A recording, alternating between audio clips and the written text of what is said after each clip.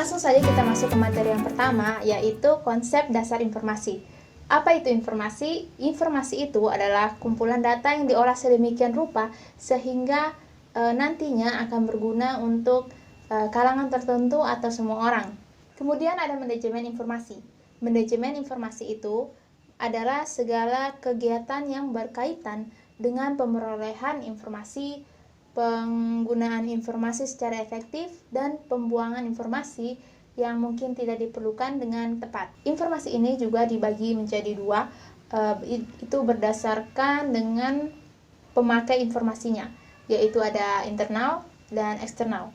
Internal itu contohnya seperti staf operasi, manajemen tingkat bawah sampai manajemen tingkat atas. Sedangkan untuk eksternal itu seperti pelanggan, pemasok, mitra kerja, dan lain-lain.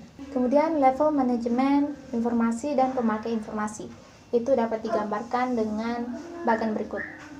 Di situ kita dapat lihat dari yang paling bawah itu ada operasional, kemudian manajemen tingkat bawah, manajemen tingkat menengah, dan manajemen tingkat atas. Dari manajemen tingkat atas itu misalnya seperti direktur, wakil direktur, kemudian untuk tingkat menengah itu seperti manajer, manajemen tingkat bawah itu seperti supervisor, dan operasional itu seperti staff. Kemudian data. Apa itu data? Data itu adalah deskripsi tentang benda, kejadian, aktivitas, dan transaksi yang tidak mempunyai makna dan tidak berpengaruh secara langsung terhadap pemakainya. Jadi data itu harus diolah terlebih dahulu agar menghasilkan sebuah informasi yang berguna. Data dapat berupa nilai yang terformat, teks, citra, audio, dan video. Data dengan nilai yang terformat itu adalah data dengan suatu format tertentu. Misalnya data yang menyatakan jam, tanggal, atau misalnya nilai mata uang. Kemudian data berupa teks itu misalnya ada koran. Lalu data dengan berupa citra itu berarti data yang berupa gambar, misalnya foto, hasil ronsen, kemudian ada tanda tangan atau gambar yang lain. Lalu ada data dalam bentuk audio atau suara, itu misalnya seperti instrumen musik, suara manusia, detak jantung. Nah, itu semua data-data yang berupa audio atau suara. Kemudian data dengan berupa video itu misalnya mengabadikan kejadian atau aktivitas. Jadi, perbedaan antara data dan informasi itu, kalau data itu adalah sekumpulan rincian peristiwa atau fakta yang sifatnya masih mentah atau belum diolah sama sekali. Sedangkan kalau informasi itu sekumpulan data yang sudah diolah dan dapat berfungsi dan nantinya dapat berfungsi bagi penggunanya. Kemudian kita masuk ke materi yang kedua, yaitu konsep dasar sistem dan sistem informasi. Sistem, apa itu sistem? Sistem adalah sekumpulan elemen yang saling terkait dan terpadu yang dimaksudkan untuk mencapai suatu tujuan tertentu. Sistem ini ada beberapa elemen di dalamnya. Yang pertama itu tujuan. Setiap sistem pasti memiliki tujuan. Tujuannya ini untuk berfungsi sebagai pengarah sistem. Kemudian ada elemen sistem masukan. Masukan ini sebagai sesuatu yang masuk ke dalam sistem yang nantinya akan menjadi bahan untuk diolah. Lalu elemen sistem proses, yaitu proses ini bagian yang melakukan perubahan atau transformasi data dari bentuk masukan menjadi keluaran. Lalu elemen sistem keluaran, yaitu hasil dari proses itu sendiri. Kemudian mekanisme pengendalian dan umpan balik. Mekanisme pengendalian ini diwujudkan dengan menggunakan umpan balik. Umpan balik ini bertujuan untuk mengatur agar sistem berjalan sesuai tujuannya. Kemudian ada yang kita sebut dengan lingkungan.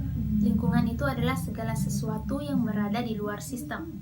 Lalu ada yang kita sebut juga dengan subsistem dan supersistem. Subsistem adalah sistem-sistem yang berada di dalam sebuah sistem. Kita bisa lihat contohnya pada bagan berikut di samping.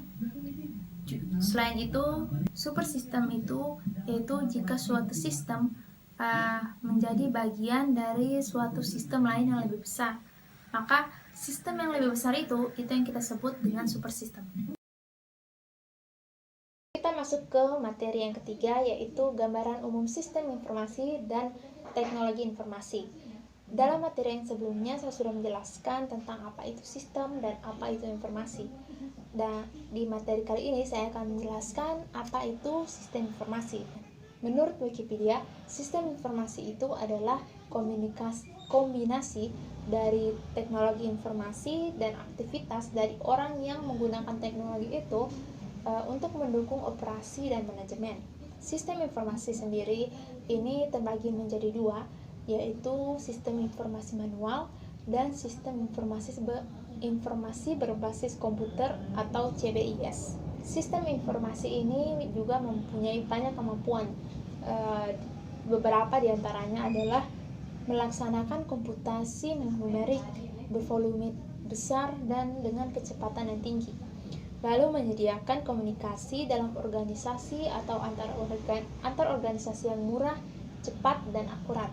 Kemudian meningkatkan efektivitas dan efisiensi orang-orang yang bekerja di dalam suatu kelompok, di suatu tempat, atau berbeda lokasi. Kemudian teknologi informasi. Teknologi informasi itu adalah istilah umum untuk teknologi apapun yang membantu manusia dalam membuat, mengubah, menyimpan, mengkomunikasikan, dan atau menyebarkan informasi. Teknologi informasi ini termasuk teknologi masukan, teknologi keluaran, teknologi perangkat lunak, teknologi penyimpan, teknologi telekomunikasi, dan teknologi pemroses. Materi selanjutnya adalah komponen sistem informasi. Komponen sistem informasi ini ada terbagi dua, yaitu komponen sistem informasi pribadi dan komponen sistem informasi grup. Nah, dalam komponen sistem informasi ini ada yang kita sebut juga dengan arsitektur informasi. Arsitektur informasi itu menurut Louden and Louden adalah suatu bentuk khusus yang menggunakan teknologi informasi dalam organisasi untuk mencapai tujuan-tujuan dan fungsi-fungsi yang telah dipilih. Arsitektur teknologi untuk arsitektur informasi ini ada dua, yaitu pertama tersentralisasi dan desentralisasi. Selanjutnya yaitu ragam sistem informasi. Di materi ini saya akan menjelaskan tentang klasifikasi dalam sistem informasi. Di situ ada klasifikasi berdasarkan level organisasi, berdasarkan area fungsional, dukungan berdasarkan dukungan yang diberikan, berdasarkan arsitektur sistem informasi, dan berdasarkan aktivitas manajemen. Di sini berdasarkan level organisasi, yaitu di dalamnya ada sistem informasi departemen, yaitu sistem informasi yang digunakan dalam sebuah departemen. Kemudian sistem informasi perusahaan, yaitu sistem informasi yang dapat dipakai dalam sejumlah departemen secara bersamaan. Kemudian sistem informasi antar organisasi adalah sistem informasi yang digunakan yang menggabungkan dua organisasi atau lebih. Kemudian sistem informasi berdasarkan area fungsional. Di situ ada sistem informasi akuntansi, sistem informasi keuangan, sistem informasi manufaktur, sistem informasi pemasaran, sistem informasi sumber daya manusia. Selanjutnya, sistem informasi berdasarkan dukungan yang diberikan. Itu khususnya kepada pemakai. Di situ ada sistem informasi manajemen, sistem informasi eksekutif, sistem pemrosesan transaksi, sistem informasi perkantoran, dan sistem pendukung keputusan. Kemudian klasifikasi menurut arsitektur sistem. Di situ ada sistem berbasis mainframe, kemudian sistem PC tunggal, dan sistem tersebar atau sistem komputasi jaringan. Selanjutnya, sistem informasi berdasarkan aktivitas manajemen. Di situ ada 3. Di situ pertama, sistem informasi pengetahuan, yaitu sistem informasi yang mendukung aktivitas pekerja pengetahuan. Lalu sistem operasional, yaitu sistem yang berurusan dengan operasi sehari-hari, misalnya pencatatan jumlah kerja pegawai. Lalu sistem informasi manajerial, Ini yaitu sistem yang menyediakan hal-hal yang bersifat manajerial. E-commerce adalah proses pembelian, penjualan produk jasa dan informasi yang dilakukan secara elektronik dengan melibatkan transfer data elektronik. E-commerce ini mempunyai 3 manfaat. Yang pertama bagi konsumen, lalu bagi masyarakat, dan bagi bisnis. Bagi konsumen ini, konsumen tidak perlu direpotkan untuk pergi kemanapun untuk membeli keperluannya.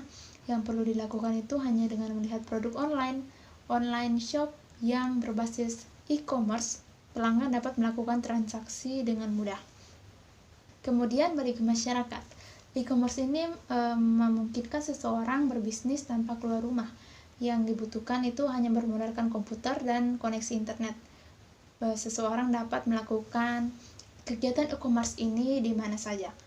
Lalu bagi bisnis, e-commerce ini sangat bermanfaat bagi seseorang yang dalam mengembangkan bisnis seseorang. Selanjutnya ada e-education atau sistem pembelajaran elektronik adalah sebuah bentuk teknologi informasi yang diterapkan di bidang pendidikan berupa website yang dapat diakses di mana saja, misalnya Google Classroom, Edmodo, dan sebagainya.